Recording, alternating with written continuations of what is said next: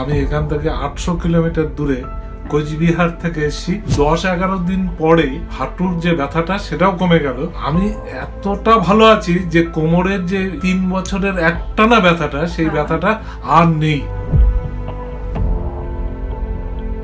একটানা আমার পেইন ছিল।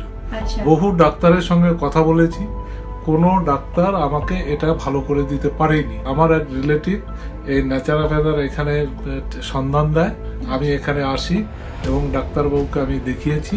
প্রথম 6-7 দিন ওষুধ খেয়ে আমার কিন্তু কোনো কাজ করে, কিন্তু 10-11 দিন পরে এই যে ধীরে ধীরে ব্যথাটা কমে গেল, সঙ্গে হাঁটুর যে ব্যথাটা সেটাও কমে গেল। আমি এতটা ভালো আছি যে কোমরের যে এই একটানা যে 3 বছরের একটানা ব্যথাটা সেই ব্যথাটা আর নেই।